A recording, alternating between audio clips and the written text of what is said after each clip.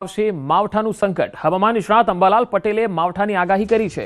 December મહિનામાં વાતાવરણમાં પલટો આવશે। 16-17 ડિસેમ્બરે માવઠાની શક્યતા છે। પશ્ચિમી વિક્ષેપની શક્યતાને કારણે વરસાદ થશે। ફેબ્રુઆરી અને માર્ચમાં પણ માવઠાની આગાહી કરાઈ છે। તારીખ 16-17 ડિસેમ્બર સુધીમાં રાજ્યમાં ક્યાંક માવઠું થવાની શક્યતા રહે, કારણ કે આ અરસામાં પશ્ચિમી વિક્ષોભ આવવાની શક્યતા રહેશે। સૂર્ય દક્ષિણાવર્તી થતો જશે તેમ તેમ પશ્ચિમ વિક્ષોભ નીચે આવવાની શક્યતા રહેશે। રાજ્યમાં હાલ બેવડી ઋતુનો અનુભવ થશે। હવામાન નિષ્ણાત અંબાલાલ પટેલે આગાહી કરી છે। ઠંડીમાં આંશિક ઘટાડો નોંધાશે। લઘુત્તમ તાપમાન 15 ડિગ્રી રહેવાની શક્યતા, મહત્તમ તાપમાન 29 ડિગ્રી રહેવાનું અનુમાન। પવનની દિશા બદલાતા ઠંડીમાં ઘટાડો।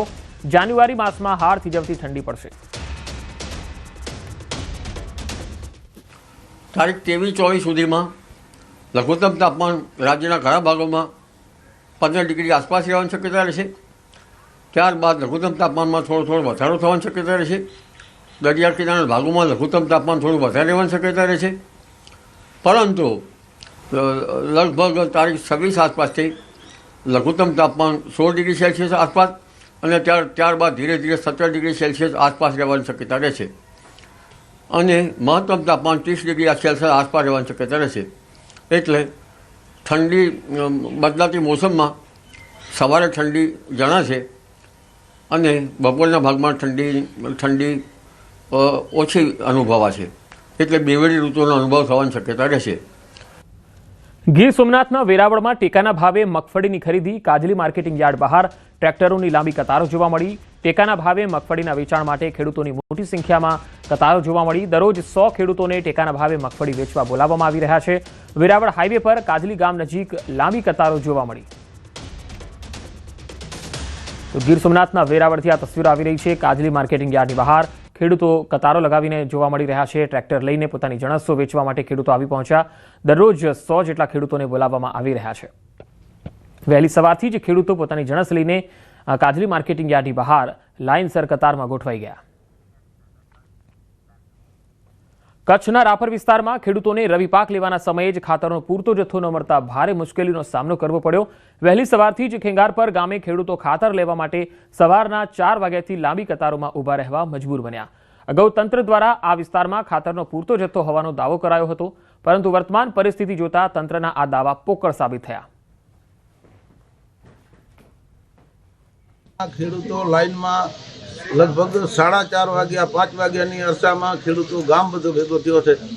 તો ખાતરની અછત આટલી બધી સરકારને ધ્યાનમાં છે છતાં ખાતરની આટલી અછત રાખે છે। ખેડૂતોને ખાતર પૂરતો મળતો નથી, બિયારણ મળતો નથી અને સવારના જ્યાં ખેતી કામમાં જોડાવાનું હોય એની જગ્યાએ ખેડૂતો અત્યારે આ ખાતરની લાઈનમાં ઊભા છે। વહેલી સવારે 5 વાગ્યાથી ખેડૂતોની લાઈન લાગી છે। લગભગ 5 થેલી પ્રમાણે 410 ખેડૂતોને આપવાનું છે। એની સામે લગભગ 600 જેવા ખેડૂતોની લાઈન સવારે 5 વાગ્યાથી પણ લાગી ગઈ છે। તો ખાતરની અછત નિવારવા વધુને વધુ ફાળવણી કરવામાં આવે એવી અમારી માંગ છે। તો રવિ પાકના વાવેતર સમયે જ ખાતરની અછત સર્જાતા ખેડૂતો કફોડી સ્થિતિમાં મુકાયા છે। પૂરતો જથ્થો ન મળતા ખેડૂતોમાં નારાજગી જોવા મળી છે। ખેડૂતો ખેતીકામના બદલે અત્યારે લાઇનમાં ઊભા રહી અને ખાતર માટે હેરાન થઈ રહ્યા છે। સવારના 4 વાગ્યાથી લાઇનમાં ઊભા રહ્યા છે। બે તસવીરો તમે જોઈ શકો છો। ગીર સોમનાથના વેરાવળમાં કાજલી માર્કેટિંગ યાર્ડની બહાર વહેલી સવારથી ખેડૂતો પોતાની જણસ લઈને કતારોમાં ગોઠવાઈ ગયા છે। ટેકાના ભાવે મગફળીથી લઈને બીજા પાકો લઈને આવી રહ્યા છે। તો બીજી તસવીર કચ્છથી આવી રહી છે, જ્યાં પૂરતું ખાતર નથી મળતું અને ખેડૂતો અહીંયા ખાતરની કતારો લગાવીને ઊભા છે।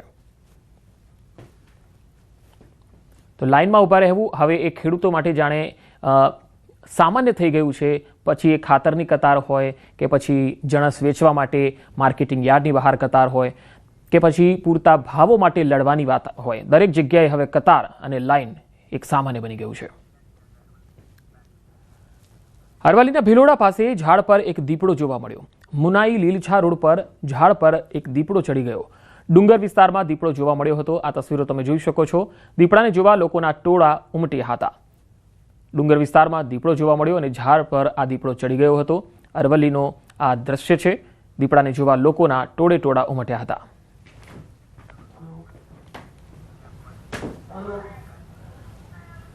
પાકિસ્તાનમાં સુરક્ષા દળના મુખ્યાલય પર બ્લાસ્ટના અહેવાલ. પેશાવરમાં આત્મઘાતી હુમલો થયો છે. 2 આત્મઘાતી હુમલાખોરના મૃત્યુ થયા છે. સુરક્ષા દળોએ 3 હુમલાખોરોને ઠાર કર્યા છે. તો પાકિસ્તાનથી અહેવાલ આવી રહ્યા છે કે પેશાવર શહેરમાં આત્મઘાતી હુમલાનો બનાવ. સુરક્ષા દળના મુખ્યાલય પર આ બ્લાસ્ટ થયો છે. 2 આત્મઘાતી હુમલાખોરના મોત થયા છે. તસવીરો જે આવી રહી છે એ તમે જોઈ શકો છો. સીસીટીવીમાં આખા બ્લાસ્ટની ઘટના કેદ થઈ છે.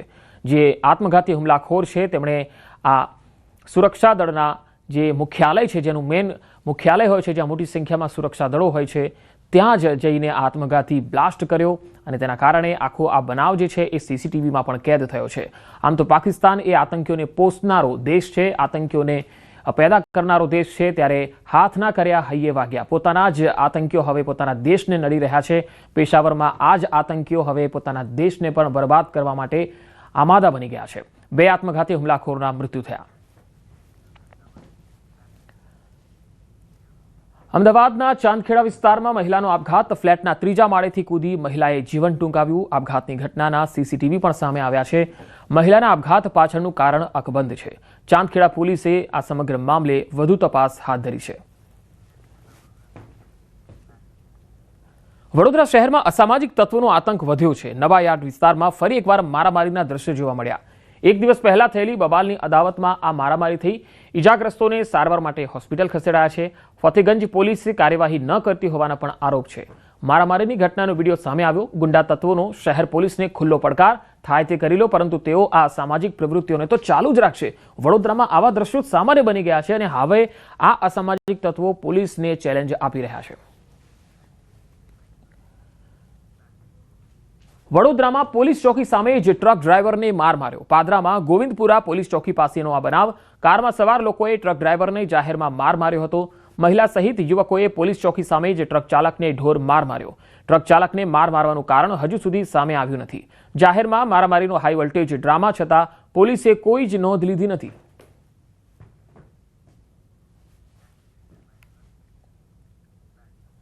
જબલપુરના સોશિયલ મીડિયા પર 3 શક્તિશાળી મહિલાઓએ એક મહિલા પર હુમલો કરતી હોવાનો એક વિડીયો વાયરલ થયો છે.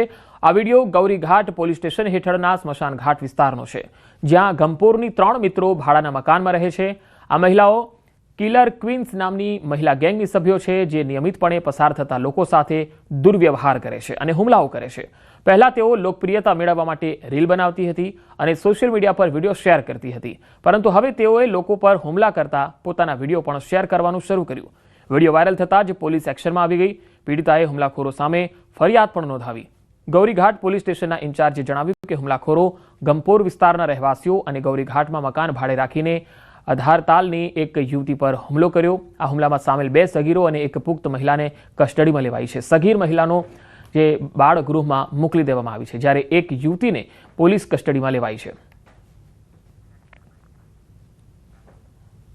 બદાયુના કાચલાના વોર્ડ નંબર 1નો એક વિડીયો સોશિયલ મીડિયામાં વાયરલ થઈ રહ્યો છે.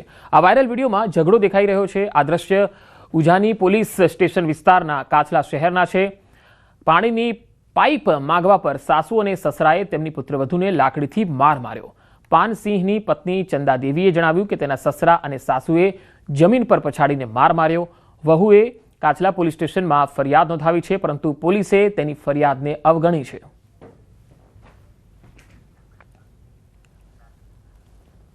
ઉત્તર પ્રદેશના હાથરસમાં લગ્ન પ્રસંગમાં બબાલ મચી ગઈ. સામાન્ય વાત પર બોલાચાલી ઉગ્ર થતા મારામારીની ઘટના બની. માથાકૂટ બાદ 2 પક્ષના લોકોએ એકબીજા પર ખુરશીઓ ફેંકી હતી.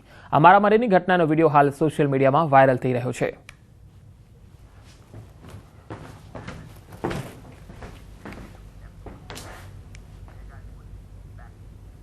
અને હવે વાત મેગા ડિમોલિશનની.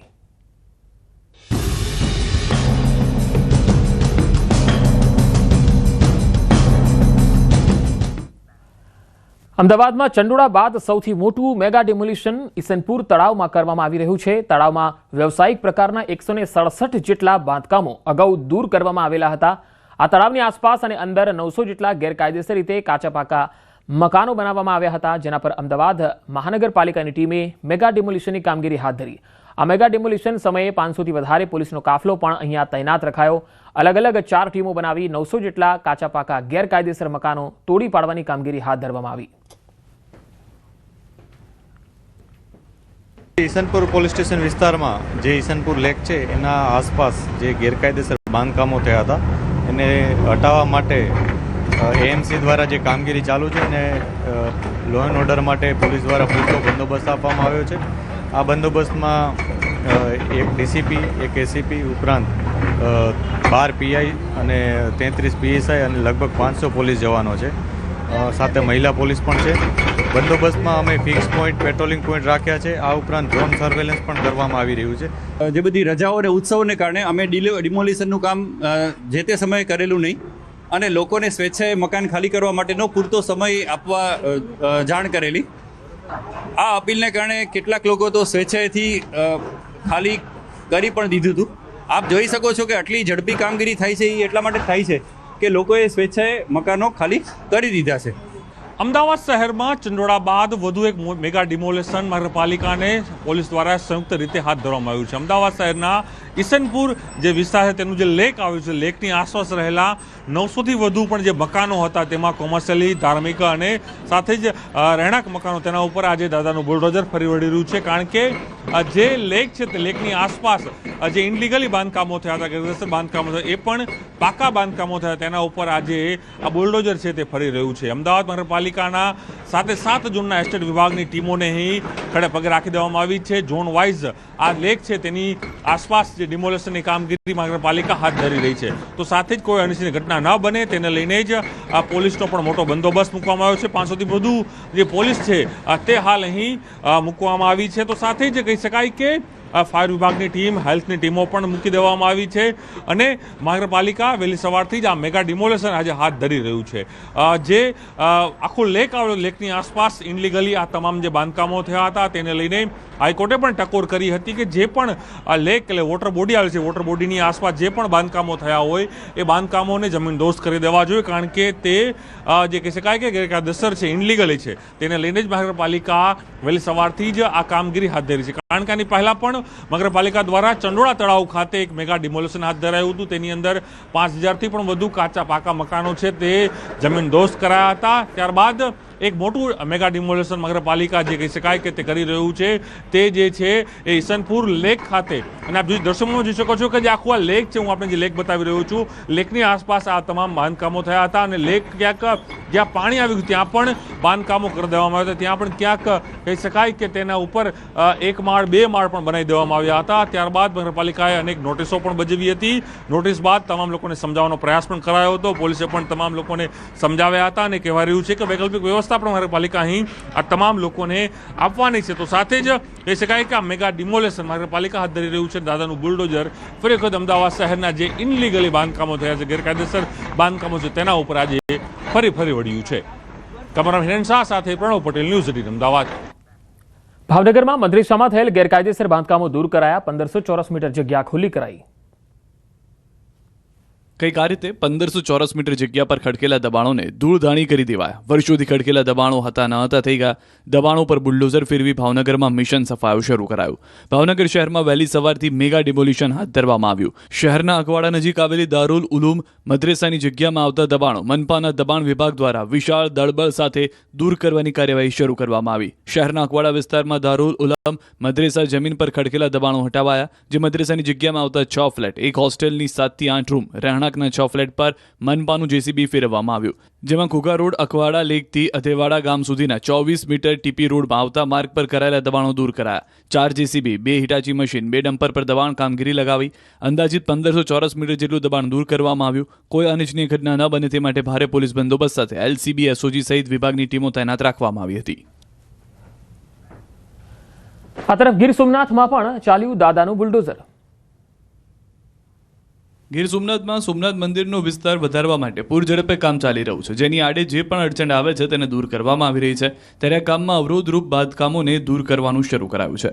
સોમનાથ મંદિર વિસ્તારનો વિકાસ કરવા અર્થે દુકાનનું સ્થળાંતર કરાયું. જૂની દુકાનો બુલડોઝરની મદદથી જમીનદોસ્ત કરવામાં આવી. જૂની દુકાનો મુખ્ય રોડ પર આવેલી હોવાથી અવરજવર માટે વૈકલ્પિક માર્ગ ચાલુ કરાયો. સોમનાથ ટ્રસ્ટ અને પોલીસ બંદોબસ્ત સાથે કાર્યવાહી શરૂ કરવામાં આવી. મકાનોને જેસીબીથી તોડી પડાયા. વધુ સમાચારો પર નજર કરીશું. હાલ રોકાઈશું એક વિરામ માટે.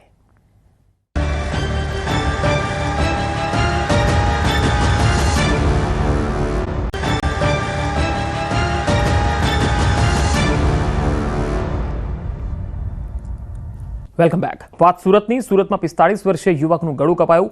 પતંગના દોરાથી ગળું કપાઈ ગયું. પતંગનો દોરો ફસાઈ જતા યુવકનું ગળું કપાયું હતું. યુવકને સારવાર માટે હોસ્પિટલમાં ખસેડાયો છે. સિવિલ હોસ્પિટલ પાસે જ આ બનાવ બન્યો હતો. હજુ તો ઉત્તરાયણને ઘણી વાર છે, પરંતુ હાલ જે લોકો પતંગનો દોરો લઈને અને ચાઇનીઝ દોરી ઘણી વખત લાવતા હોય છે અને અત્યારથી જ પતંગો ચગાવતા હોય છે, ત્યારે આ પ્રકારના બનાવો જે છે એડવાન્સમાં આપણને જોવા મળી રહ્યા છે. 14 જાન્યુઆરીની ઉત્તરાયણ અને બનાવ અત્યારે પતંગના દોરાથી એક યુવકનું ગળું કપાઈ ગયું. मुझे ये सिविल वाले ब्रिज पे अंकल मिले थे, तो हम लोगों ने देखे इनका गर्दन कटा हुआ था. हम लोग इनको सिविल में लेके आए, इनको यहाँ एडमिट करा हुआ है. हम लोग आ रहे थे तो इनको कोई लेके आ नहीं रहा था, हम लोग इनको लेके आए यहाँ पे. इनको मांझा लगा हुआ है, पतंग वाला डोरी लगा हुआ है. સુરત ટેક્સટાઇલ માર્કેટની 22 દુકાનોને સીલ મારવામાં આવી. લાંબા સમયથી ચાલી રહેલા લીઝ વિવાદને લઈને દુકાનોને સીલ કરાઈ. માર્કેટ કમિટીએ લીઝ અને મેન્ટેનન્સના નાણાં નહીં ભરનારા સામે કાર્યવાહી કરી. 3 નોટિસ આપવા છતાં વેપારીઓ રૂપિયા જમા કરાવતા નહોતા. રિંગ રોડ સ્થિત ટેક્સટાઇલ માર્કેટમાં લીઝના નાણાંને લઈને વિવાદ ચાલી રહ્યો છે. સિક્યુરિટી દ્વારા સીલ કરવાની કામગીરી કરાઈ. દુકાનો સીલ કરાતા વેપારીઓમાં નારાજગી વ્યાપી છે. કોંગ્રેસની જન આક્રોશ યાત્રા બનાસકાંઠાના દાંતા ખાતે પહોંચી. આ યાત્રા દરમિયાન બાઇક રેલી યોજાઈ, જેમાં મોટી સંખ્યામાં કોંગ્રેસના કાર્યકર્તાઓ અને નેતાઓ જોડાયા. દાંતા તાલુકા મથકે જાહેર સભાનું પણ આયોજન થયું, જે દરમિયાન કોંગ્રેસના નેતાઓએ ભાજપ પર પ્રહાર કર્યા.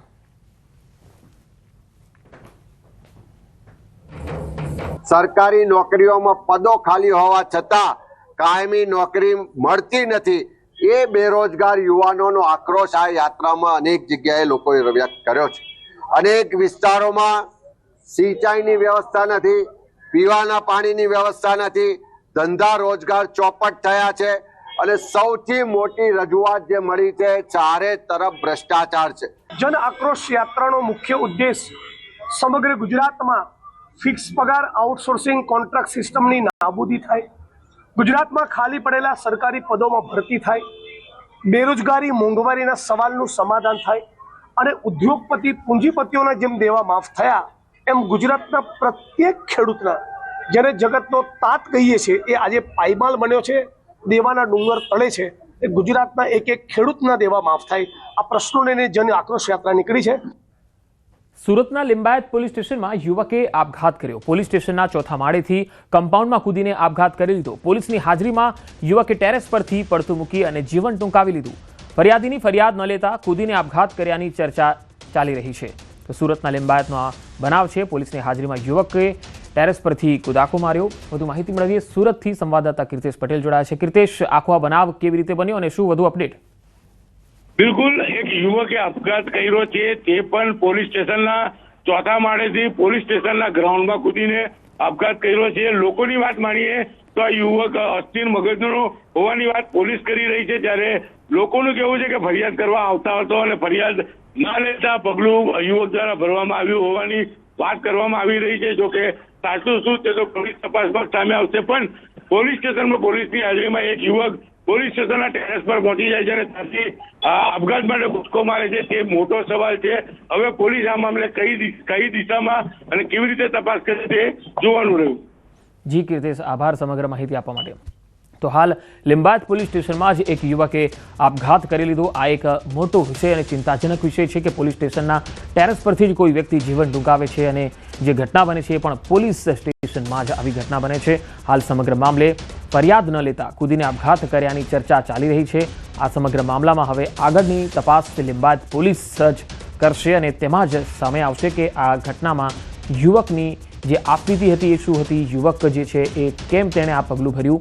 પોલીસની હાજરીમાં જ્યારે યુવકે આ જીવન ટૂંકાવ્યું છે, ત્યારે ફરિયાદ હાલમાં પોલીસે લીધી નથી એવી વાત છે અને ફરિયાદ ન લેવાના કારણે જ આ યુવકે આપઘાત કરી લીધો છે એવી વાત સામે આવી રહી છે. હવે આવું જો બનાવ પોલીસ સ્ટેશનની અંદર બને તો એ ખરેખર ખૂબ જ દયનીય છે, ચિંતાજનક છે.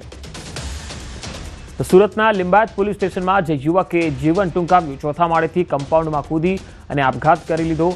યુવક અહીંયા ફરિયાદ માટે આવ્યો હતો અને પોલીસ ફરિયાદ લેતી ન હોવાનો અને રીસ રાખી અને રોષે આવી ગયો અને રોષે ભરાયેલા આ યુવકે ફરિયાદ ન લેતા તેણે આપઘાત કરવાનો નિર્ણય કર્યો અને પોલીસની હાજરીમાં જ તેણે જીવન ટૂંકાવી લીધું અને આપઘાત કરી લીધો. હાલ તો આ સમગ્ર મામલો જે છે એ ટોક ઓફ ધ ટાઉન બન્યો છે. વાસ્તવમાં પોલીસ ફરિયાદ ન લે ત્યારે આ પ્રકારના બનાવો બને એ ખૂબ ચિંતાજનક છે. કોઈ વ્યક્તિ પોલીસ સ્ટેશનમાં પોતાના પોતાના દુઃખ અથવા પોતાની સાથે કોઈ ઘટના બની હોય અથવા તો પોતે કોઈ પણ રીતે હેરાન થયો હોય ત્યારે તેની ફરિયાદ કરવા માટે આવતો હોય છે.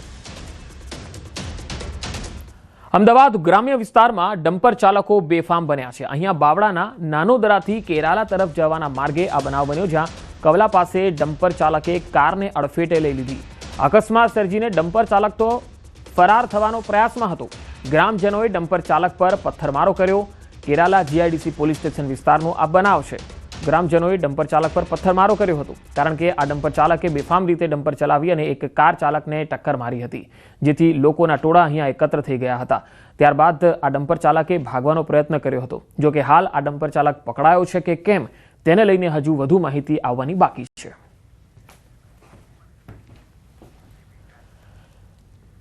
રાજકોટના આજી ડેમ ચોકડી નજીક કાળજુ કંપાવનારી ઘટના બની. 6 જીવતા બકરાની બલી ચડાવાતા ખળભળાટ મચી ગયો. જીવ રક્ષા ફાઉન્ડેશન ટ્રસ્ટ દ્વારા રેડ કરવામાં આવી. 9 જીવતા પશુને બચાવી લેવાયા. ચૌહાણ પરિવાર દ્વારા નવરંગ માંડવાનું આયોજન હતું અને ત્યાં દરોડા પાડવામાં આવ્યા ત્યારે આરોપીઓ ફરાર થઈ ગયા. થોરાડા પોલીસ દ્વારા હવે તપાસનો ધમધમાટ તેજ કરવામાં આવ્યો છે.